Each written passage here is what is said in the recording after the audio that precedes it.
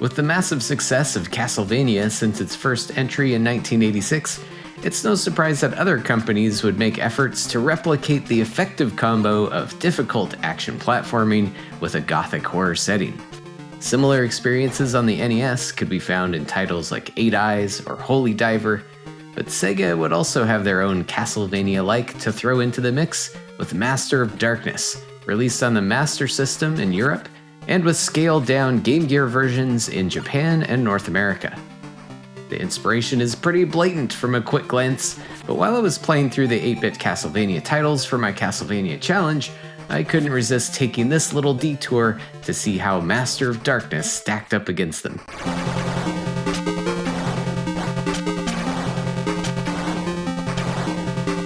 One surprising detail here is how late this actually came out, with its various ports spread out across 1992 and 1993, so this is well after Castlevania 3's 1989 debut, and this is even after Super Castlevania 4 came out in 91.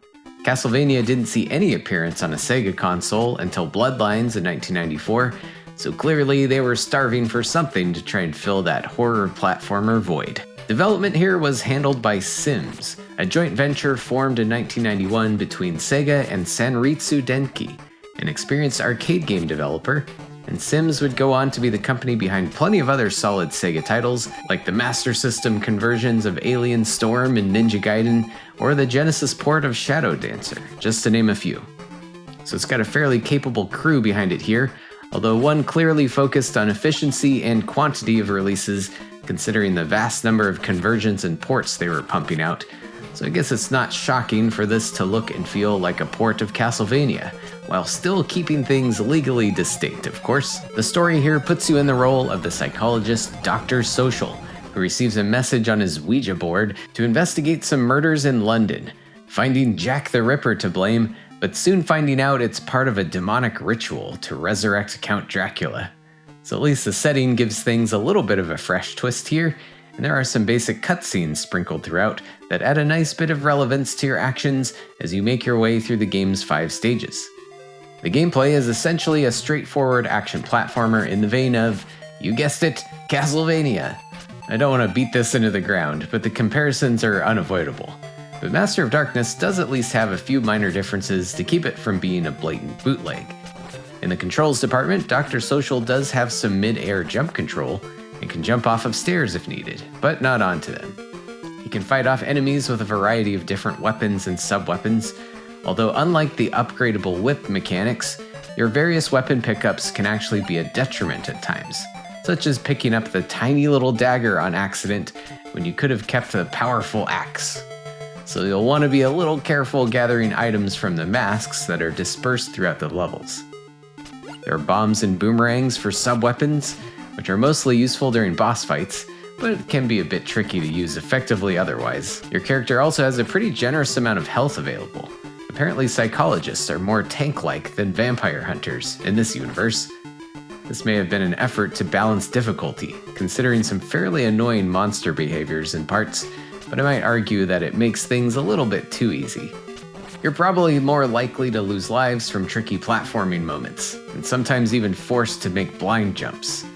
One would think the condensed view on the Game Gear would make this borderline unplayable, but luckily the level design there was modified slightly to accommodate. The game's levels take you through London, a creepy house of wax, a cemetery leading you to Count Massin's castle, where he's performing the rituals to resurrect Dracula, and finally a dungeon labyrinth within Dracula's own castle. The atmosphere is appropriately spooky, and it has a nice variety to the locales, some of which feeling very familiar to Castlevania veterans.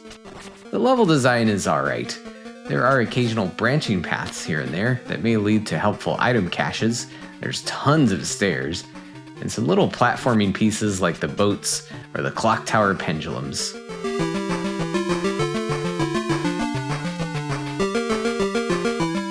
The final stage is probably the most interesting, with a full-on maze that you have to figure out, and it's nothing too overwhelming, and a nice addition to further pull itself apart from its inspiration. The boss fights are also pretty cool, given further impact with those cutscenes to give more context and weight than just battling random Halloween monsters. Overall, the game is sadly pretty short. I found it was a pretty easy clear within a few hours of my first time playing it, really only hitting some snags with some of the brutal jumps here and there. I'd welcome a hard mode on this one, or if I ever give it another go, I might try for a deathless or maybe a speedrun sometime. And I hope my constant Castlevania comparisons aren't coming off the wrong way here. Despite it being a very derivative game, it's still very fun. It looks and sounds good for a Master System game, and it just may have come out a few years too late to be a serious competitor in the horror platforming sphere at the time. So all in all, it's a very solid Master System title worth a try sometime, especially for Classicvania fans. And maybe another game to look at on the system might have to be Conceited, which I haven't tried yet myself, but looks like a solid Castlevania-like experience, but with a Japanese setting, loaded with yokai, which seems like a great idea to me. Well, I hope you enjoyed the video today. Thank you for watching and supporting the channel, and we'll catch you next time.